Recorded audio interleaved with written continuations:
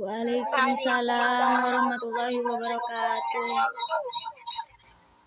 Alhamdulillahirobbilalamin, akhirnya kita dapat bertemu kembali, dapat berkumpul kembali dalam mengikuti kegiatan pembelajaran di semester yang baru ini. Setelah kita melewati liburan yang sangat panjang yang kurang lebih sekitar 2 bulan ya, hampir 2 bulan.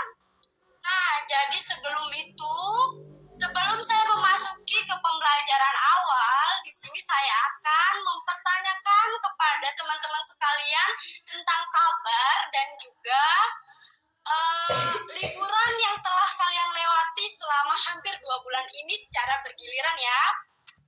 Oke, untuk yang pertama langsung saja kepada Mbak Sylvia Rahim. Halo. Oke. Sylvia Rahim, apa kabar nih? Alhamdulillah baik, Bu. Ya, keluarga di rumah kayak gimana, sehat? Kenapa, Bu? Di rumah gimana, sehat? Alhamdulillah sehat semua.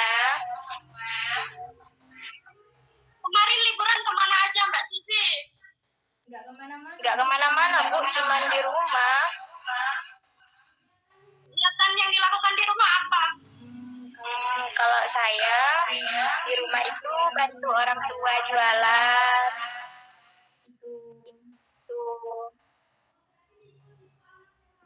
Oh, berarti tipe-tipe anak yang rajin ya? Iya, Bu. Alhamdulillah. Pertahankan. Yo, kita lanjut. Siap, Bu. Udah, biadillah. Oke, Bu. Apa kabar, Mbak Ika? Alhamdulillah bi khair. Pinternya berbahasa Arab. Gimana, Mbak Ika?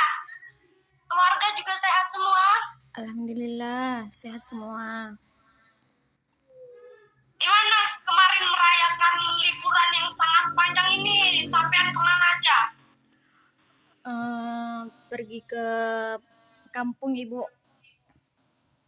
Pulang kampung. Pulang kampung ke rumah nenek.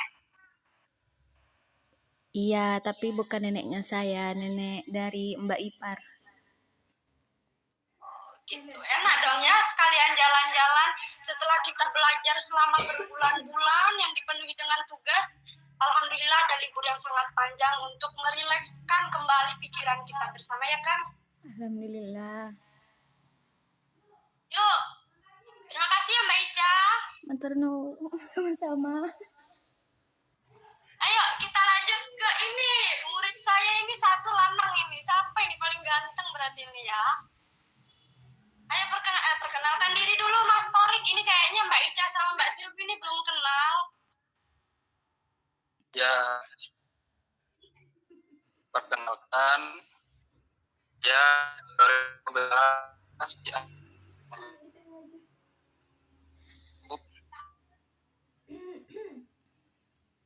Asli mana Mas Torik? Suaranya terputus-putus.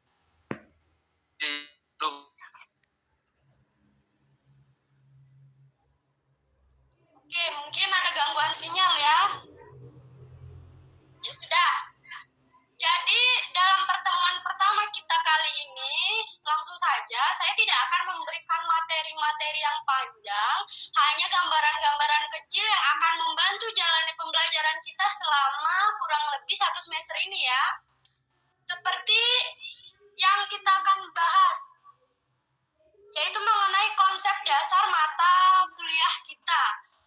Tapi sebelum itu saya ingin bertanya nih, kira-kira kalian semua ingat nggak? Saya ini ngajar di bidang mata kuliah apa? Tidak akhlak. Bilang masih ingat ya, terima kasih banyak loh, saya selalu diingat. Ya udah, langsung saja kita akan membahas tentang konsep dasar pengembangan bahan ajar, akidah, akhlak. Untuk materi yang pertama yaitu mengenai pengertian dari bahan ajar. Saya boleh minta tolong dong ke Mbak Sylvie, tolong dibacain pengertian bahan ajar itu apa sih? Saya pengen tahu. Halo? Monggo. Baik, bismillahirrahmanirrahim. Assalamualaikum warahmatullahi ta'ala wabarakatuh. Waalaikumsalam warahmatullahi wabarakatuh. Baik, di sini saya akan membacakan pengertian bahan ajar.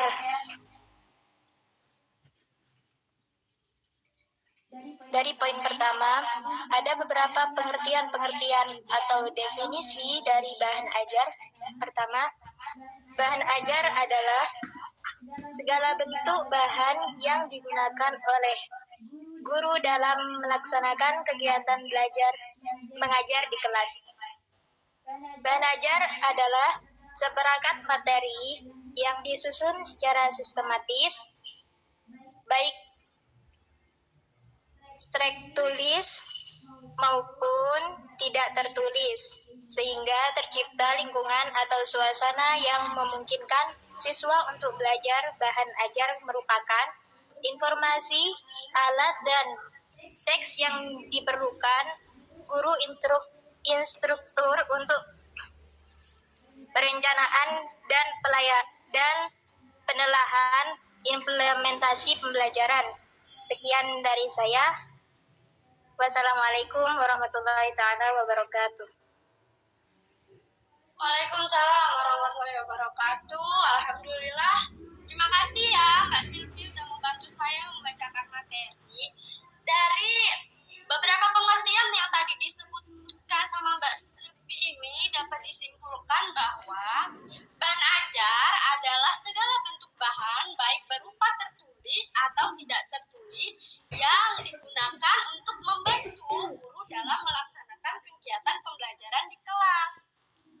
Tujuan utamanya adalah untuk mempermudah dan menyediakan materi pelajaran yang dibutuhkan oleh peserta didik sesuai dengan kurikulum sekolah. Selain itu, bahan ajar juga dapat memberikan alternatif bahan ajar untuk peserta didik serta dapat mempermudah pendidik untuk melaksanakan kegiatan pembelajaran. Sampai sana paham ya? Oke, Bu. Alhamdulillah. Kemudian lanjut ke materi yang kedua. Macam-macam bahan ajar. Sama seperti Mbak Silvi yang tadi, saya juga membutuhkan mahasiswa saya untuk membantu saya di dalam membacakan materi tentang macam-macam bahan ajar. Untuk macam-macam bahan ajar ini saya pengen tolong Mas Torik dibacain. Baik, Bu. Assalamualaikum warahmatullahi wabarakatuh. Waalaikumsalam Warahmatullahi wabarakatuh. Di sini saya akan membacakan macam-macam bahan ajar. Yang pertama, bahan ajar di sini ada 5. Bahan ajar yang pertama adalah bahan ajar cetak, yaitu handout, buku, modul, leaflet, foto, gambar, model, dan maket. Kemudian bahan ajar yang kedua yaitu dengar, yaitu kaset, radio, piringan hitam, dan compact disc. Kemudian bahan ajar yang ketiga pandang, yaitu foto, gambar, atau maket. Media ini hanya bisa dilihat dan memberikan pemahaman kepada siswa jika dalam pembelajaran.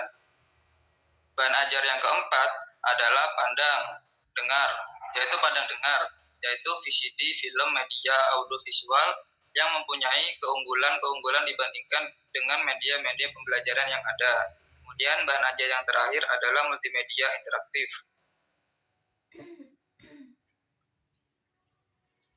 Cukup, Bu.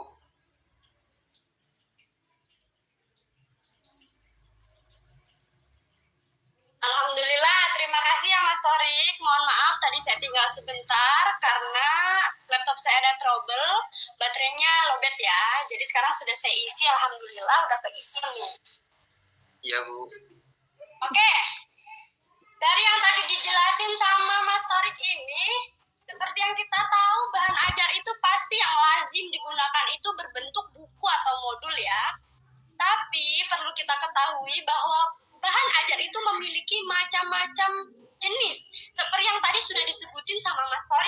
Yang pertama ada bahan ajar berbentuk cetak, biasanya berwujud buku atau modul atau LKS yang sudah sangat sering kita temui.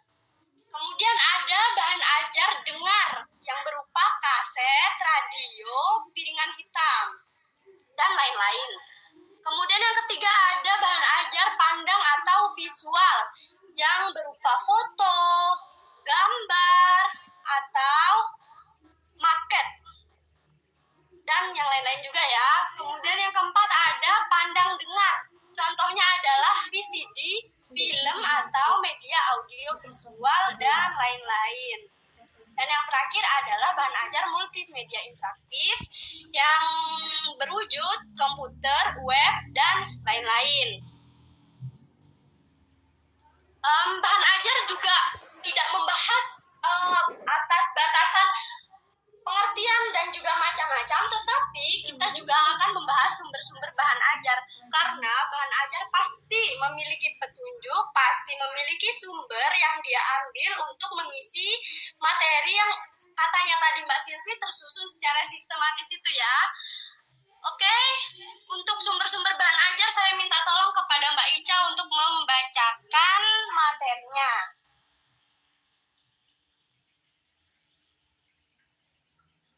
Bentar. Nah, udah.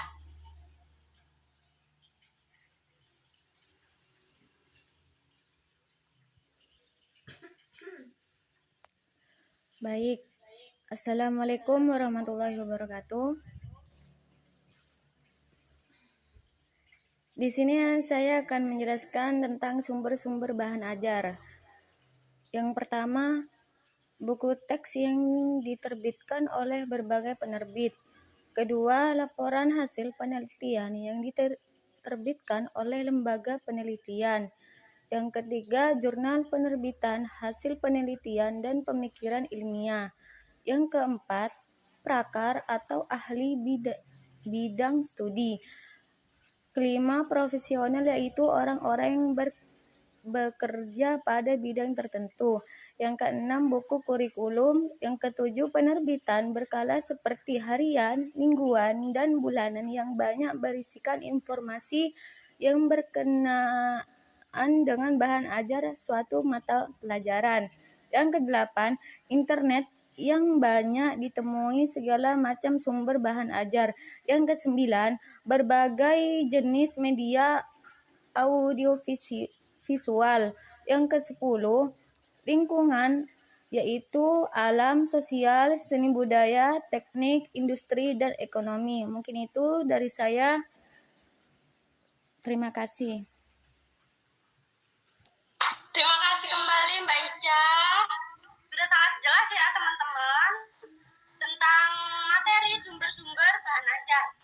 Apa ada yang perlu ditanyain?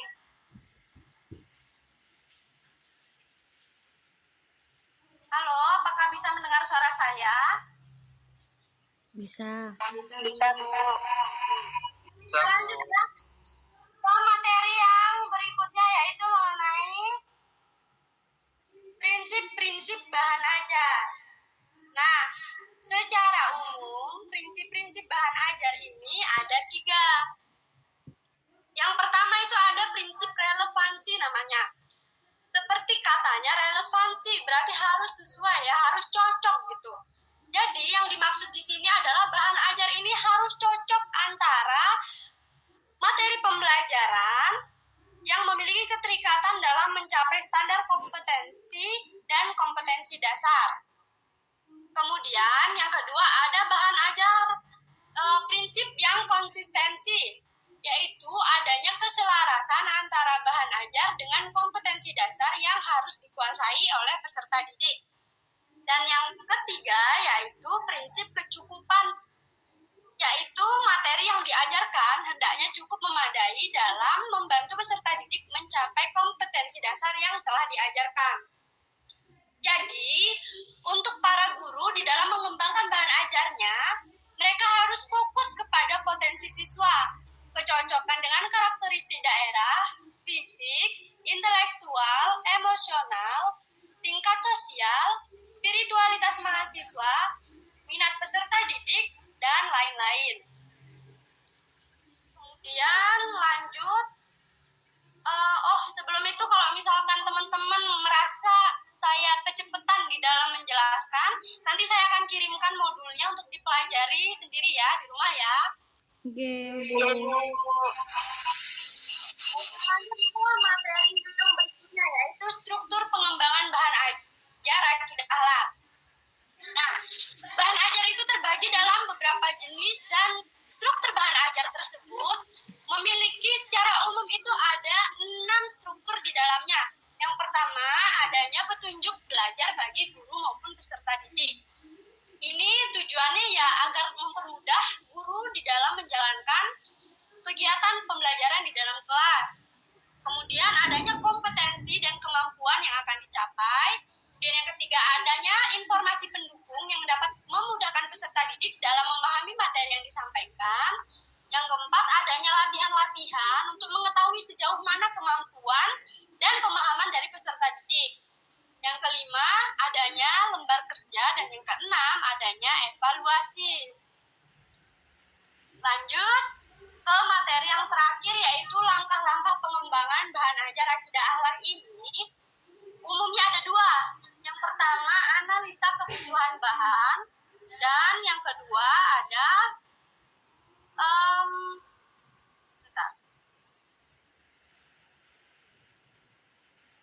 maaf, saya salah. Nah, di analisa kebutuhan bahan ini terbagi menjadi 3. Yang pertama, analisis SK dan KD. Kemudian ada analisa sumber belajar dan pemilihan dan penentuan bahan ajar. Yang masing-masing masih memiliki pembagian-pembagian yang kalian bisa pelajari sendiri di modul yang akan saya kirimkan di grup WA ya. Sebentar, saya kirimkan terlebih dahulu.